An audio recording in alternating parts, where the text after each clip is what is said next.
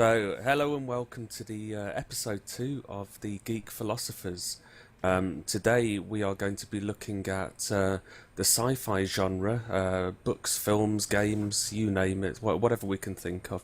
But we're going to be looking at the role of science and how much that features in the media that we're looking at, and how important it is, and answer a fundamental question as to sort of is it important? Is it important to have hard science in the films that we watch? And are we fundamentally creating the next generation of really stupid people by not having accurate science? So we have the usual suspects here today, minus one, unfortunately. So I'm going to hand you over to them, let them introduce themselves. I'm Caraxis. I'm glad to be here. This is a subject that really interests me. I've always been quite a scientific person, but also quite a creative person, and the genre of sci-fi sort of marries the two together quite nicely. So I'm excited to talk about this subject today. Alright, I'm with Sue, and glad to be here. Glad to have the opportunity to say something. Okay, and I am Mr. Cross, community founder of Emerald Immersion. And science does play a big part in today's world, but I don't think it's necessarily important in terms of books and games and films. I like taking the fact that we take today's existing science, sort of extrapolate it, and then add the creative mind to it, and work from there, making it more interesting but not necessarily true. Okay, thank you. And as always, I'm Rich, aka Able One from the Emerald Immersion gaming community, from which we all hail from. And I should probably say that anybody watching this, you're welcome to check us out at www.emeraldimmersion.com. Just thought I'd slot that in there. So. My role is to chair the meeting, kind of make sure it goes smoothly. I will be adding some prompts in, but anybody who watched the last episode, there's hopefully not going to be so much prompting. We're going to let things flow a bit better here. So, I suppose the big question is where do we start with this? And I'm guessing probably the biggest sort of contributor, or not, depending on your point of view, to the role of science in the sci-fi genre, would have to be Star Trek. And can spend hours and hours and hours looking at the sort of bloopers that they've done, the plot holes and that sort of thing. So we'll just start picking that apart, really. And I wonder what your guys' thoughts are on Star Trek. Is it accurate scientifically? I mean, do you think it's something that our kids would watch and say, wow, is that true? Yeah. Well, I think Star Trek and I guess sci-fi in general, there's going to be a mix of they're going to get things right and they're going to get things wrong. And they're going to get things very wrong, and there's sort of a big mix of those sort of things.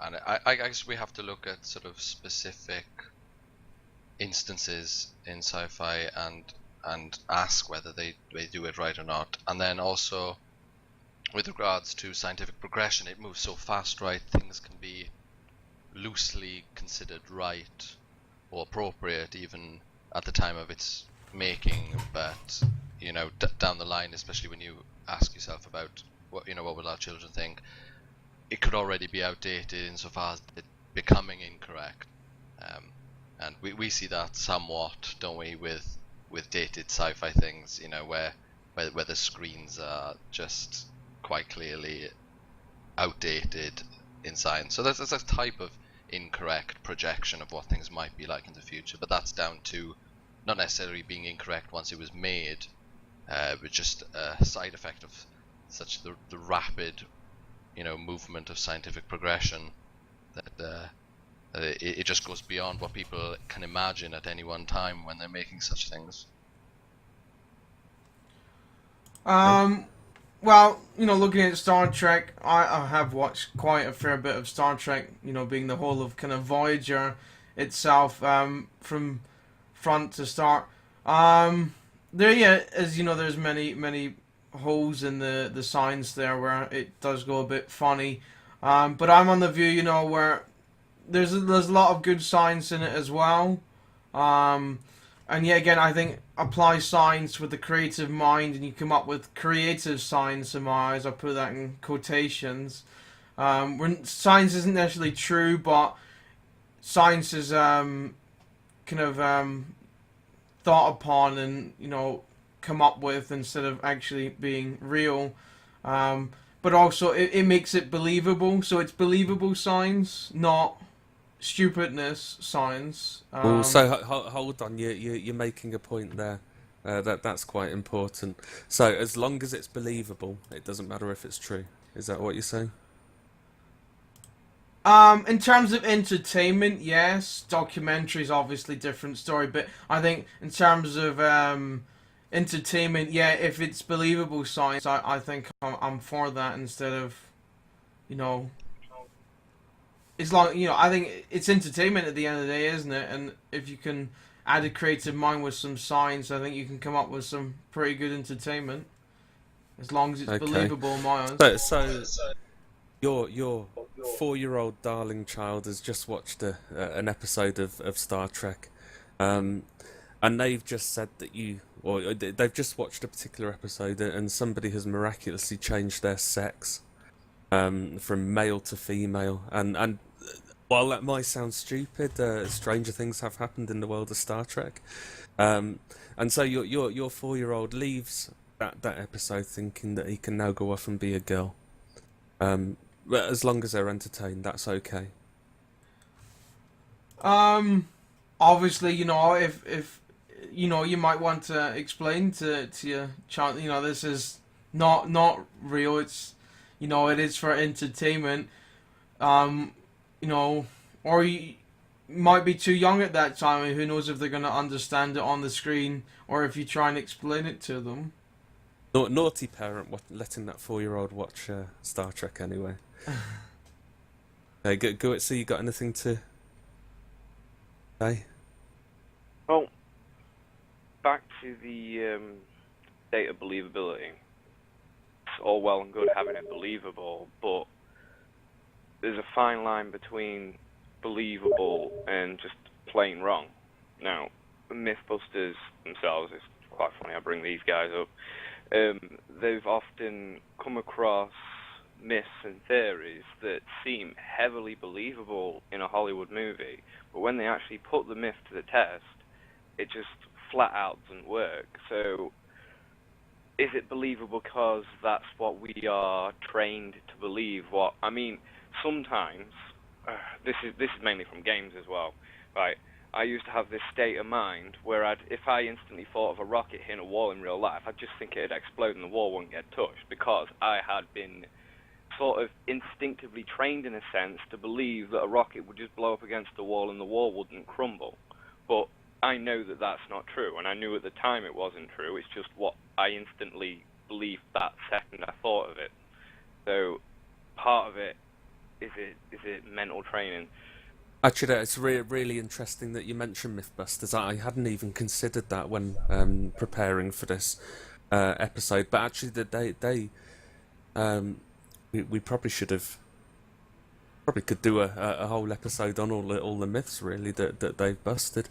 But I know quite a few of those myths that they have busted are pertinent to this discussion. One of which was the blowback from shotguns. When people get shot in the movies with guns, shotguns in particular, but any sort of gun, and they go flying sort of 10 yards back, and how ridiculous that is. And it's a great effect. I mean, it looks great in the movies. But obviously, as they pointed out on Mythbusters, for every action there is an equal and opposite reaction, which means that the person firing the gun should have actually been blown back 10 yards as well. But yeah, I mean, really, really good point there. Just going back to Star Trek now, I'm just going to point out a few of the some of the more ridiculous things that have been featured on Star Trek. So the first one is the communicators, and their communicators. I think it was explained in the next gen, have what like a universal translator in them. So whenever anybody is speaking, it translates it into English, which is all well and good, and it gets around the subject of meeting aliens and having them all speaking English. But then you have instances like on the bridge, and there's a Klingon on there, and the Klingon will swear in Klingon, and it doesn't get translated. So how can the communicator just sort of not translate certain things? Other things like phasers, which presumably shoot some form of light. Have you seen how slow those things are? I mean, you can pretty much dodge them, and I'm pretty sure if you're shooting a beam of light at somebody, you have a hard time dodging them. One of the... Oh, sorry, man. No, Karen. No, I was just saying on the phases, like, because one of the things, if it is some form of radiation, light, electromagnetic radiation, it's propagating at the speed of light. Absolutely. So one of the major things is, right, you wouldn't even see it coming, because you'd need the light to reach you before the phaser got you to even see it, move through the air.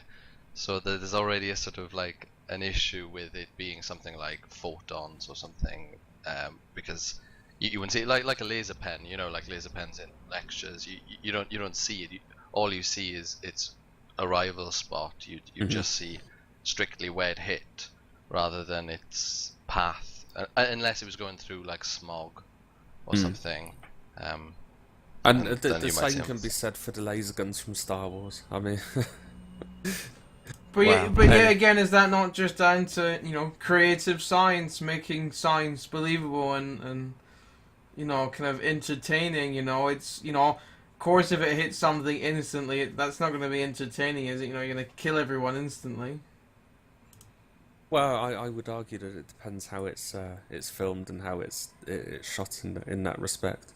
But yes, of course, it's for entertainment value. But remember, the discussion is whether that is right to do that. But going on, some more things from Star Trek. So warp speed. Now 10 is considered infinite, I believe. Like once you've hit warp 10, you're kind of travelling at an infinite speed, and I think you exist everywhere in the universe at one. I'm just going on my memories of a description of warp 10. I don't think it's transwarp. I think after warp 10 it's transwarp. Does it not go into with the Borg use? I don't know. You see, this is another thing that Star Trek is kind of guilty of. And I think they kind of recycle some of their ideas, because I remember Star Trek 2, I think the Wrath of Khan, and you're introduced to a ship called the Excelsior, which is described as having transwarp, but I'm pretty sure that ship is not sort of able to go beyond warp 10 and whatnot. Anyway, in Voyager, my point is that in Voyager that they suddenly discovered that you can actually go faster than warp 10, and it's all a bit sketchy and fantastical. The big daddy, in my mind, of the Star Trek rubbish. And bearing in mind that I do actually have to admit, I do watch Star Trek and I do enjoy it. Metaphasic shielding. Now, in one of the episodes, the Enterprise helps develop a metaphasic shield in which a ship actually transits sort of through a star.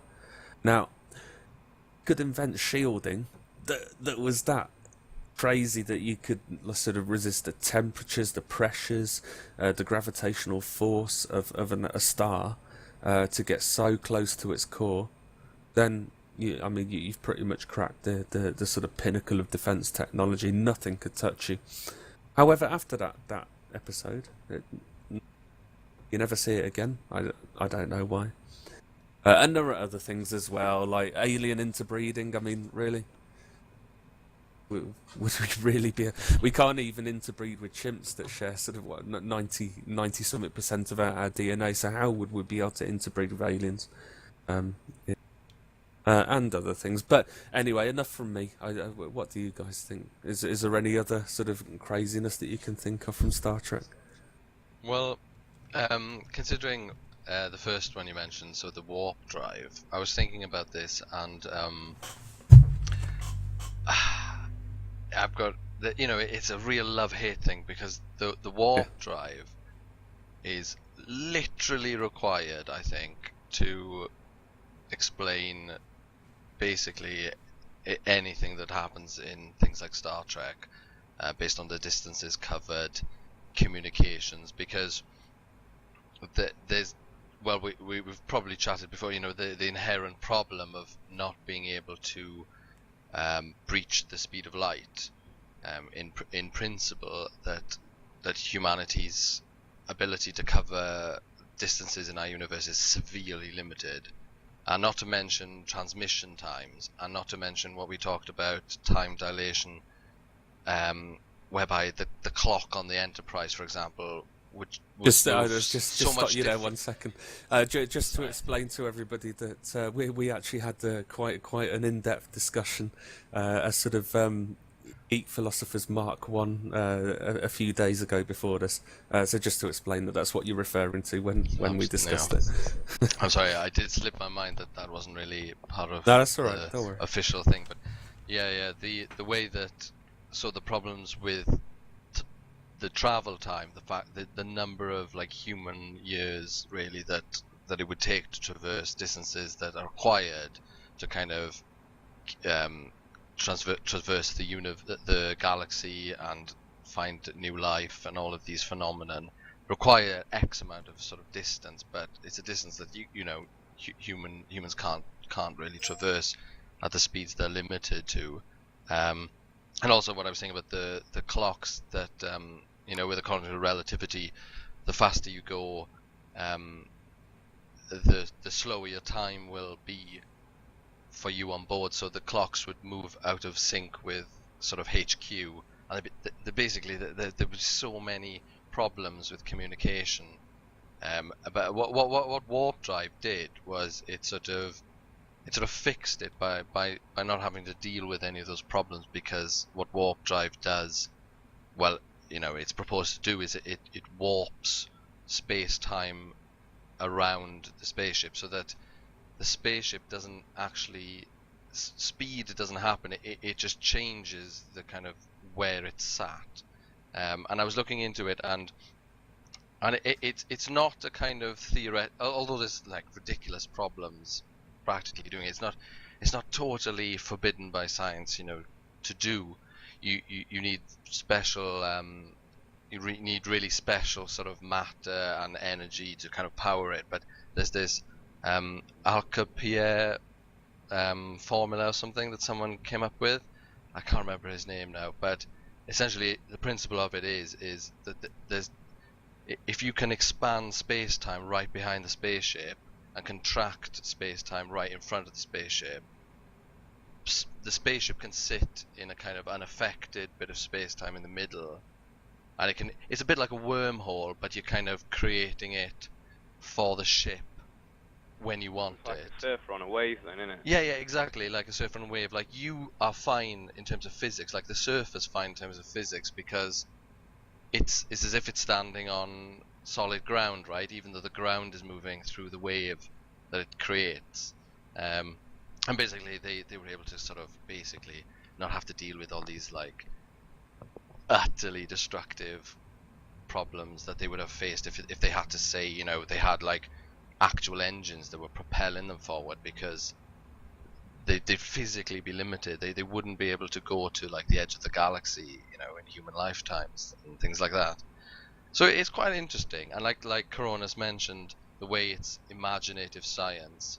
I think there's a difference between stating something that is, say, explicitly forbidden by science, like that's just wrong, that doesn't make sense, and positing something that's not forbidden in principle, right, but might not know how it could be done, but they can kind of tap into that sort of speculation, and and ask those questions, and kind of, and they need to keep it vague, obviously, because we don't know those sort of specific answers, but it's not like it doesn't technically break kind of laws of physics. It can be done. Obviously, there's tons of problems, but warp drive's an interesting one. I was thinking about it. I don't know what you guys think. It's a fundamental, I think, and you're absolutely right. It's as much a plot point for the entire series as it is a sort of a technological sort of invention, but it is fundamental. Clearly, you need something to explain that away. I don't know. I mean, Sue, are you a fan of Star Trek? Do you watch a lot of Star Trek? I have not watched a single episode. I mean, obviously, most of the things that I'm aware of is stuff that's been popping up on the internet during pop culture and stuff. So I'm obviously aware of all the light speed, the phases, and in fact, it was Star Trek themselves that initially came up with the idea of mobile phone technology in a sense. Yeah, and I think we'll move on to that, because a lot of people hail Star Trek as a bit of a technology prophet, and I wonder, I mean, is it right really to claim that Star Trek has been on the money with that stuff? Would mobile phones in their current form have been invented without Star Trek, or what do you guys think? What I think is, well, phones existed, didn't they? Obviously. I think it was more or less the logical direction for technology to take anyway, because why wouldn't people want to be able to communicate while they're on the go? I think it's more of a logical step in the direction of communication technology. So, although Star Trek probably put the idea into a lot of people's heads when they aired the episodes with the communicators.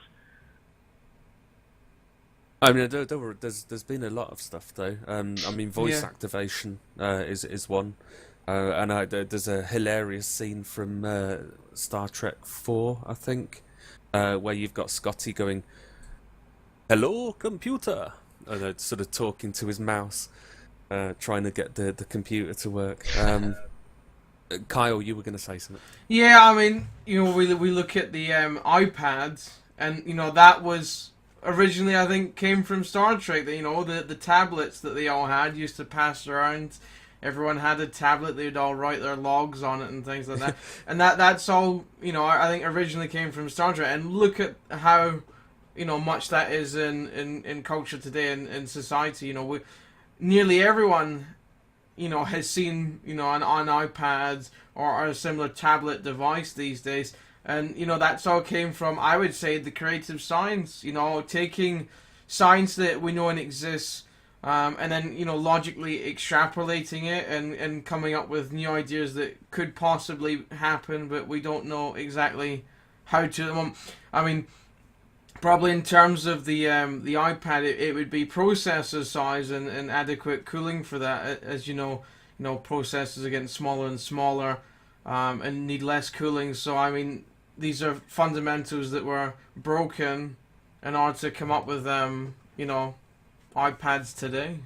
You're right, and actually that raises another sort of little gripe that I have with Star Trek. Now, if you take the Enterprise D, I think it was, which is the next gen Enterprise.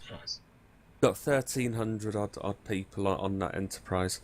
Got all sorts of people there. So you've got civilians, you've got the crew's families, you've got officers.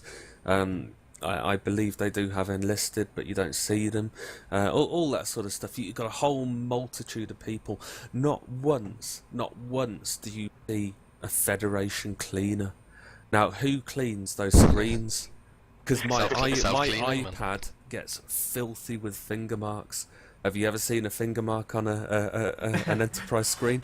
No, you haven't. Where are all the damn cleaners? Environmental control, nanites, possibly. Yeah, they just beam the grease off. Yeah. Have you seen that?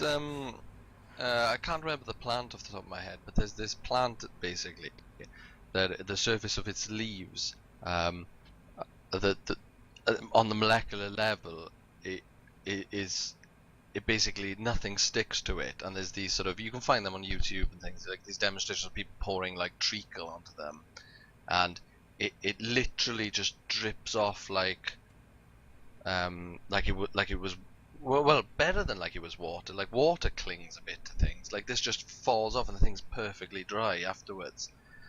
So these sort of like special surfacing kind of priming the material on the surface. Like I can imagine a future where there's sort of at least some degree of sort of self-cleaning, like anti kind of cling material, sort of inert. Like there's no sort of there's nothing there for it stuff to stick to. We have that technology today. Yeah, right. I can't remember the name right off the top of my head, but it comes in the form of a spray, and you can spray onto things, and they'll instantly become water resistant, oil resistant, any kind of sort of molecules will not bond to it, and it just completely stops it, and that is in today's technology. We do have that current technology. Stops grease and everything. I mean, there's new generation of keyboards that have got this applied to it, because what normally happens with the keyboard.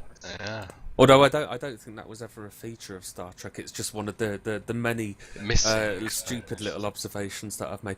Anyway, I think we should probably move away from Star Trek a bit now. The only thing I wanted to say just before we move on was just because it was relating to is it predicting future events, or would it happen otherwise, that sort of thing. I thought there's sort of two parts that I imagine that I think things like iPads and things would in principle just happen regardless of whether Star Trek featured them or not. Even though Star Trek basically can represent a sort of the imaginative and speculative projection of what they think things could be like, and so it's almost like a thought experiment, which kind of posits these sort of technologies into interactions and societies and see how they might work. And in that regard, it's almost like a little social experiment, even though it's all fabricated. But also, in terms of its, is it prophesizing? It's almost, I think, in a way, self-prophesizing, because if something is in Star Trek, and it's Star Trek being so successful, it embeds itself in the cultural kind of mindset.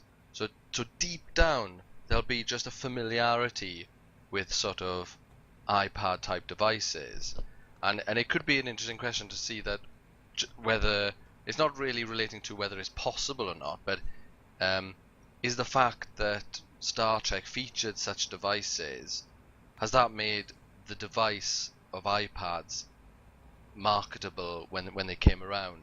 That almost like society was primed for like the kind of acceptance of it as a kind of a tool. It's not too foreign that people sort of don't really understand it, don't really engage with it. So it was never a feasible marketing kind of venture. But the fact that things like sci-fis can kind of put the idea out there, and it's almost like they test the audience, don't they? It's like getting field testing for various devices, and that could itself cause people to kind of accept it on a kind of a subconscious level, and make it a viable option when they actually come around. Well, I mean, I personally think Star Trek can be forgiven for all of its issues and problems that it's raised and that sort of thing. And even though I have a lot of gripes about it, I love Star Trek. I really do. There's something exceptionally cheesy, a sort of very safe cheese around Star Trek. But I think most profoundly, I think you're hard pressed to go anywhere and find somebody who's never heard of Star Trek. And I think it's very easy to overlook actually how Impact. much influence Star Trek has had. And I'll leave Star Trek now with just a sort of I think I saw a documentary the other day about it was about the new Star Trek films, which are very good.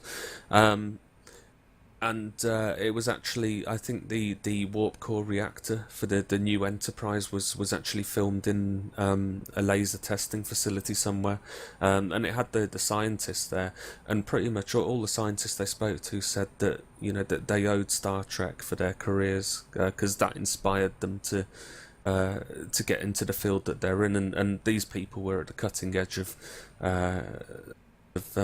light science and that sort of thing.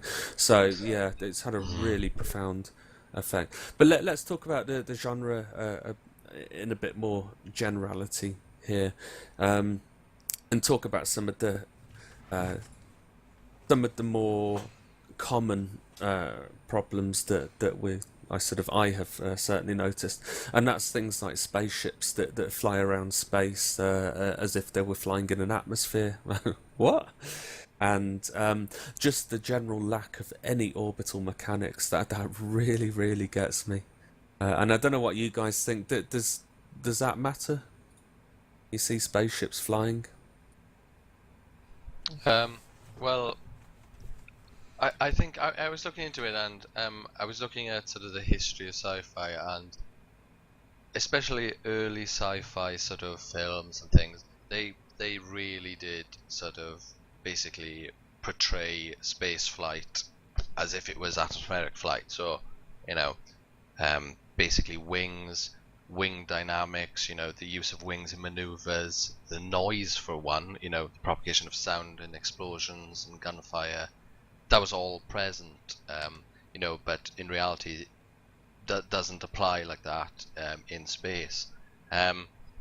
And I was thinking about it, and it ties back to something Kyle said about it being entertainment. And back in this time, people were kind of unfamiliar really with the environment of space. It's really kind of foreign. It wasn't so accessible to the general population, and I can understand why, although it being incorrect, right, that they invoked these recognizable kind of mechanics because they need to engage an audience by giving them something that they can relate to, that there's some kind of hook that they can understand. Oh, right, I can kind of feel what's going on here, because science is bloody weird, right? And space, and if we had extraterrestrial things, it's so bloody weird that I think, in a way, if it was, I can see their point whereby if it was completely strictly true, if that could be imagined correctly, that if it's too obscure and too different to anything they know in their own lives, then it doesn't engage them on an entertainment level as a story. How can they invest feeling in the hero and his struggles if they can't understand at all what setting the story is in? Is that not just down to kind of a lack of knowledge, a lack of knowing? It is. People knowing and understanding how space flight works. And as I agree with you, it comes down to, we know about planes, we know how planes work. Sure, the planes just work the same. It's, they're in the air, they're in the space. What's the difference? Well, as we know, there's plenty of difference. But as the general public, know, they might not know the difference. And I think that comes down to lack of knowledge, lack of education. I think if we had a better education, worldwide education, which I think is now obviously starting to happen, resources, social media, things like this, education is becoming far, far better than what it ever was. I think with the increased knowledge, I think, we can have more complex, I think that's true. Films and books, because we have the knowledge to understand. I think it's an interesting point, and I do recall I don't know how many of you have watched Akira, the I haven't actually. anime No. cartoon. Well, I won't go into it. But there is a scene where the one of the sort of bad character who's developed all these sort of amazing powers flies up to a satellite, and you see this scene. He flies up to a satellite, starts tearing bits of metal off it, starts destroying it, and that whole scene is set in silence. And I remember when I first watched that, and I sat there and I was thinking, why is this scene in silence? What's going on? And then one of my mates kind of sort of piped up and said, "Oh, it's because you can't hear anything in space." And after that, I was like, "Ah." And actually, I sat there and I thought that scene is absolutely amazing. And it's such a profound scene. Unfortunately, it is about sort of people with superpowers, so any sort of realism is completely drowned out by the total unrealism of the rest of it. But I mean, I agree. I mean, I don't necessarily back decisions to kind of soften the science for public consumption. Just that I note that, I can, looking at it in history, I can see why it was possibly done. In a way, it is a kind of corruption of the art of sci-fi, isn't it? It's like they've compromised for reasons that are sort of because they want to sell more films, and they think it'll work better if they've got, pow pow pow kind of, wing, these sort of things that are familiar. They think they'll engage more, so they do it. Here's a question though. Just sorry to interrupt. Yeah. Do you not think that it's down to ignorance on the decision maker's part? Not always, I don't think.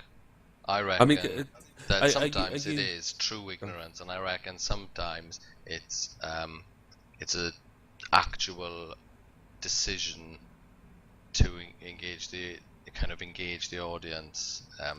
I don't know which will be which, to be honest. This is just my opinion, so I'm not stating a fact or anything here, but I do actually think sometimes they made a call and they decided to kind of flavor it with the action that people were already, like World War type genres. They're basically positing the kind of World War fighter plane genre onto the space scene, and that's the conscious decision. That's interesting you mentioned that. And Guit, so I'm going to come to you in a minute because I'm aware that you haven't really had an opportunity to say much on this. Right. But I will just say, with regard to the World War II, I know that when George Lucas was showcasing Star Wars, and he initially showed it to Spielberg, who was obviously a very was a very good buddy of his. And with all the space scenes, he had pictures from World War II movies with Spitfires and hurricanes and whatnot, banking and rolling and that sort of thing. And that's why all the ships in Star Wars kind of maneuver like they're in an atmosphere, because the whole premise of space combat was based on World War II movies. Now, I think I can probably honestly put my hand on my heart and say that George Lucas, and if you're watching this, George, and I'm sure you're not, but if you are, take this. But I'm pretty sure that was just a complete goof by George Lucas. I'm pretty sure he just did not have the technical knowledge required to make a movie set in space. But anyway, that's my opinion. Goitsu. Well, hear the man's thoughts. you've covered quite a lot of the subject, but I suppose what you was talking about, space flight, the one really profoundly made me realise how different it is to anything I've seen in my entire life, Kerbal Space Program. Here it comes. That is the only thing I have seen that is accurately portrayed orbital mechanics. So then you think to yourself, well, it's like flying from one planet to another is no simple task anymore. You got to pretty much slingshot yourself off everything you come across. And I mean, even these new space sims that are coming in with Elite Dangerous and Star Citizen, you go wonder how they're going to tackle it. And it's just going to be your standard space sim style flight mechanics, where you World War II point towards an dogfighting. object and you'll get there. That's how it works, isn't it? Yeah. No, you're absolutely right. And I mean, I am a big fan of Kerbal.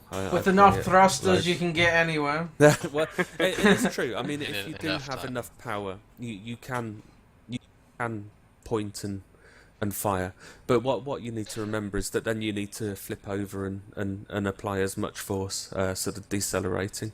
But for the sort of the layman out there who might be sitting and watching this, I will point out just how profound sort of space flight orbital mechanics are. Can't go anywhere in the solar system or in the universe without being in orbit around something.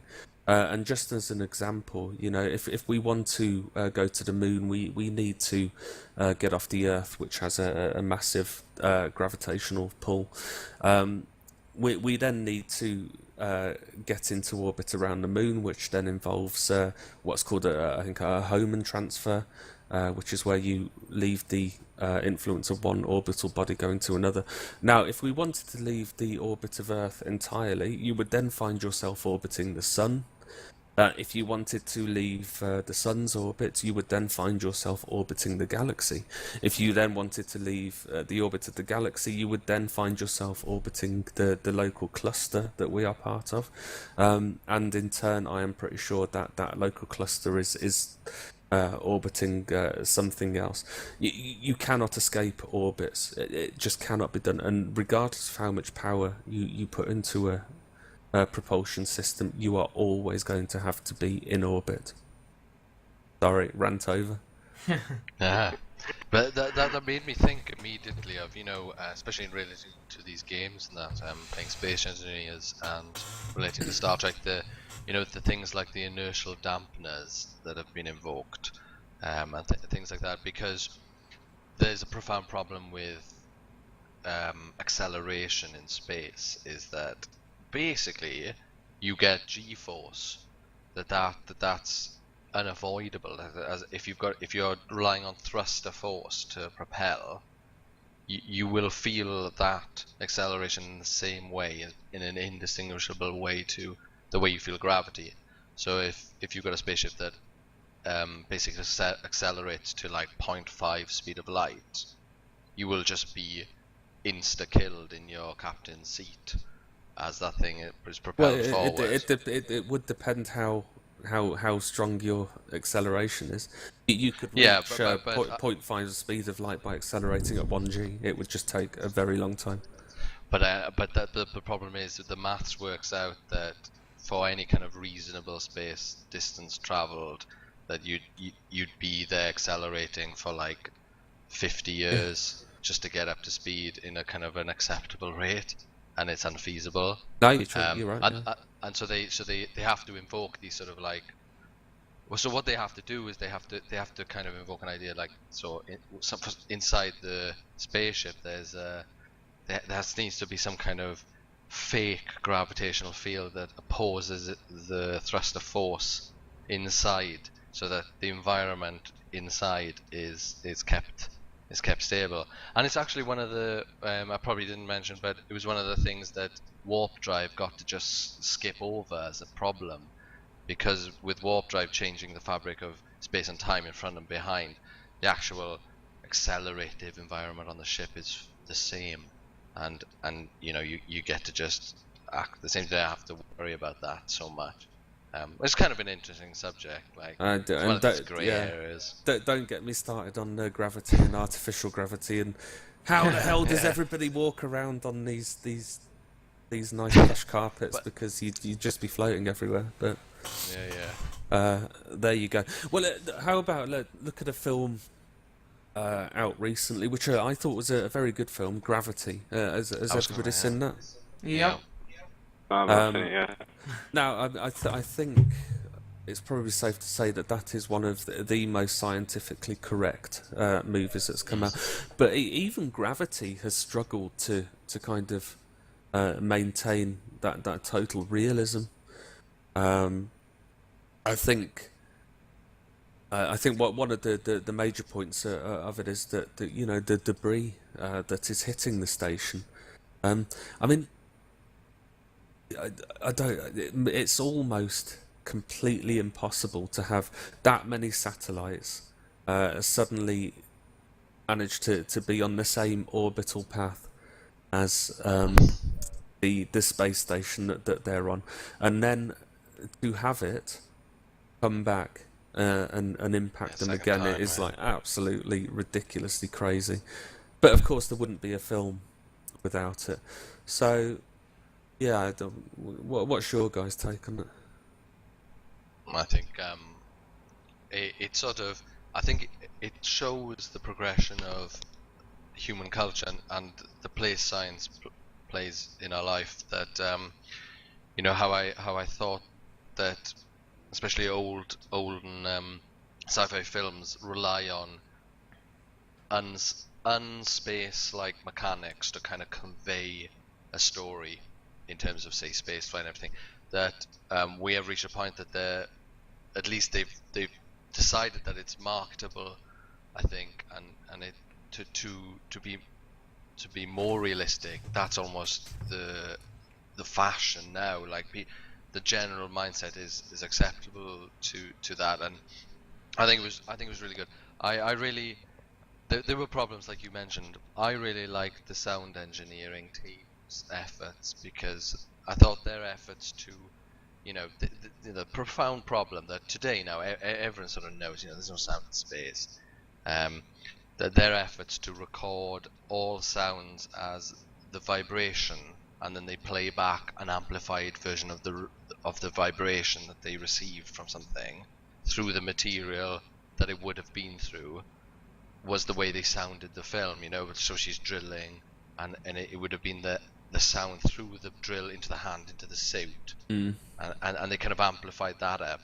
I thought that was really good, you know, but I think that does show, though, because this is big money, these films, and reality is they're going to do what sells. And back in the day, if what sells was a Spitfire fight in space, that's what they were going to sell. And Because it that's did what, sell, the reality. didn't it? I mean, you can't ignore did that sell, fact. it did sell, It did it did sell, sell. and it's still selling today. Yeah, and that's why I still hold by. I think that sometimes it was a strategic move to do that. It wasn't simply because they didn't know. I think that it was the way they were going to sell it, so they did it. Because they were scared, right? If it was silent and weird, that people would not have liked it. But I mean, today, how cool would it be to have, like, you know, you've got your spaceship, this pen, and it's flying through space, and then it suddenly flips over silently and yeah, sort of, you know, awesome. goes the other way. I can say that. I can say that that's cool now, for sure. But that might just show. That just shows who I am, and it shows where I am in, you know, in time. If I was someone else and I was in the 60s or the 50s or before, that I may have been less receptive to such ideas. I don't know. Yeah, in the 70s you'd have been interested in white spandex and... Well, yeah, again, I think this is the natural progression, isn't it? This is, you know, where we're, you know, education is more widespread. You know, we know a lot more about science now than we did back then in terms of Star Trek. So I only see this as the natural progression of films, books, games.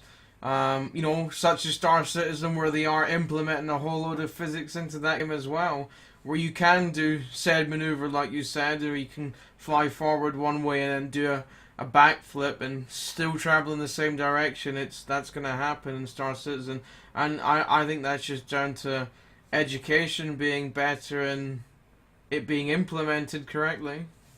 I think games possibly can be handled slightly differently, because you've got to have more input on a game, and so I don't know, what do you think? Do you think games should have more scope for the sort of lack of science? Well, I think so, because, you know, you got to... Games are interactive, whereas a film and a book, you read it, you look at it, there is no real interaction bar in your own mind.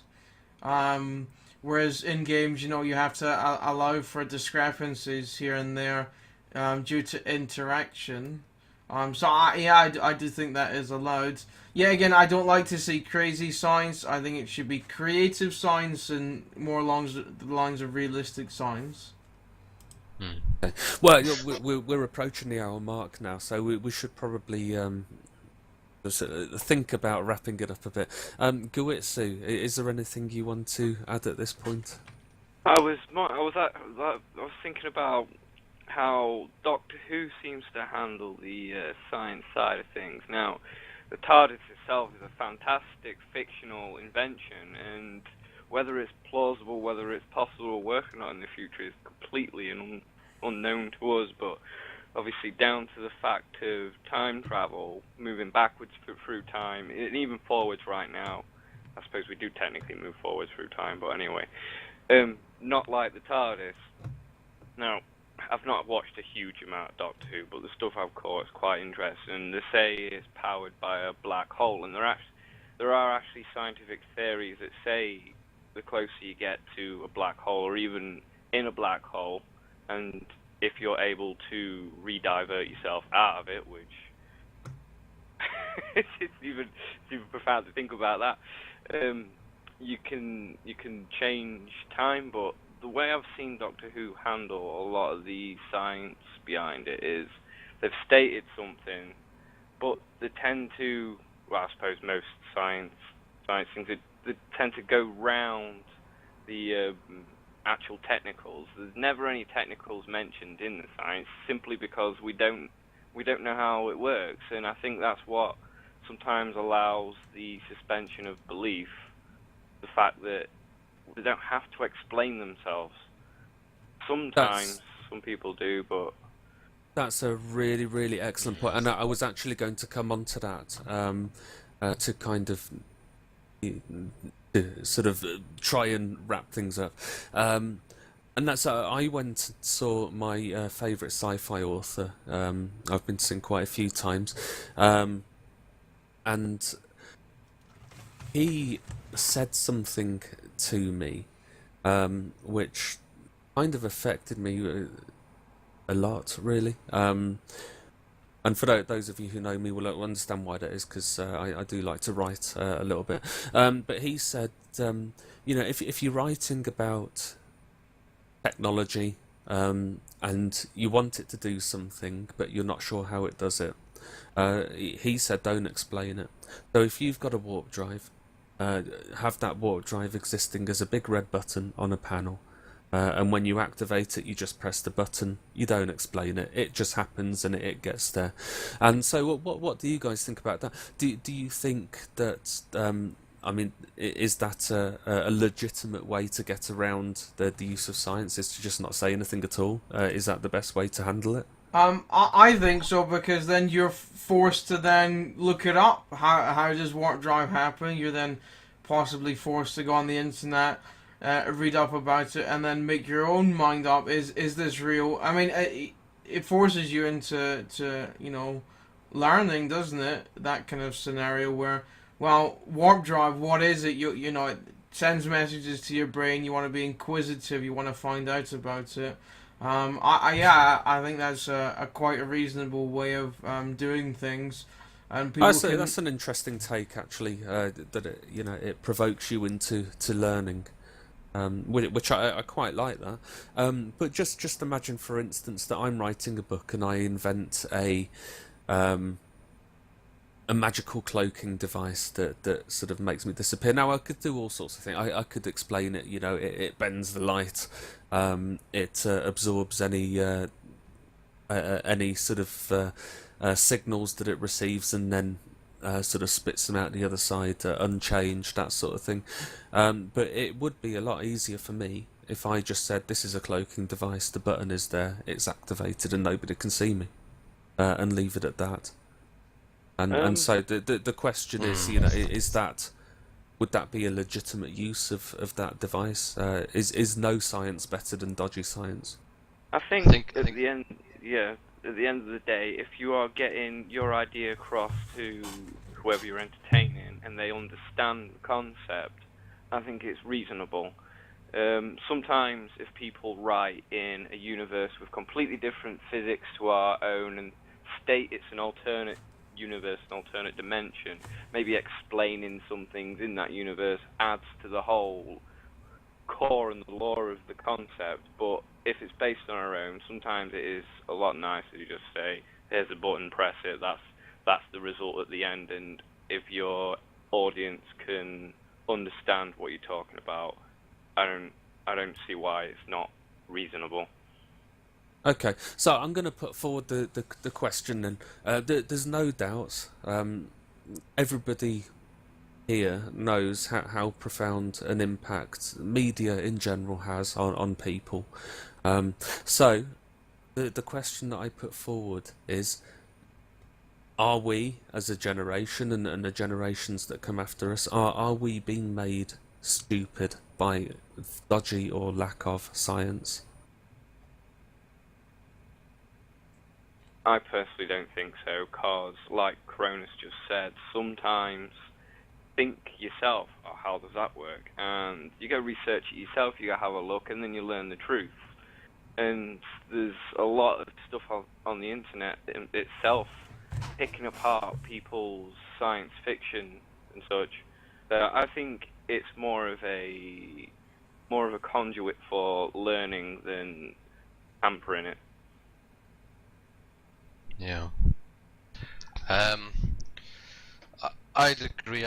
I don't think that it's, hindering sort of education or smartness of people.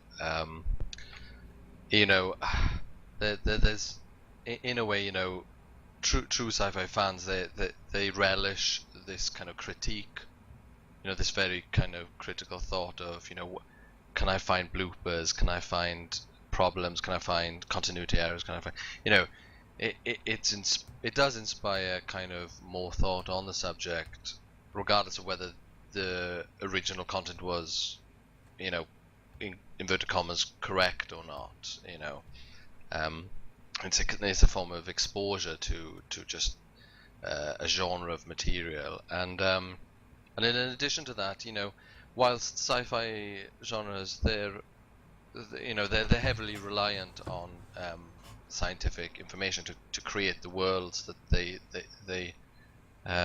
that these characters live in. That there's a bit of a continuum, isn't there, where there's on one end there's hard science whereby it's indistinguishable from just today, what works today, and then on the other end there's essentially fantasy and magic, and the degree to which they decide to create their world in terms of invoking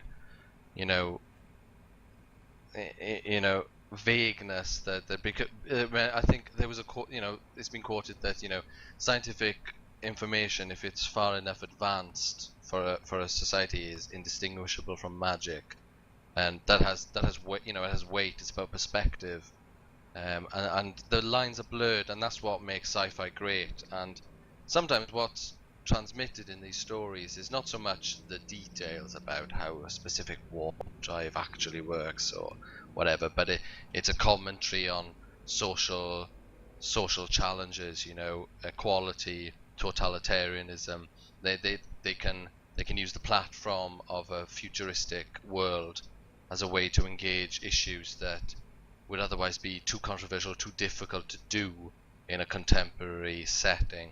So what the message sometimes, and Star Trek's a classic example for promoting sort of interracial, interspecies sort of cooperation, and it was pretty, it was pretty great for that effort.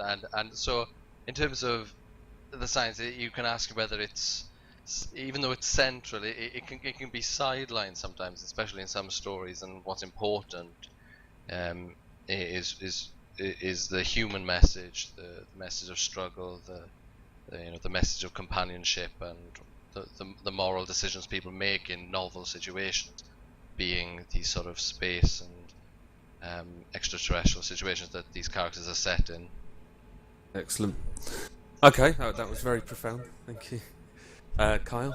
Well, I had a little chat about you about this earlier, and I kind of said that it's not up to the job of the media to do science. It's education that does science at the end of the day, and if everyone is taught well and is told what science really is and how it works, I don't really think that You can put whatever you want into the media.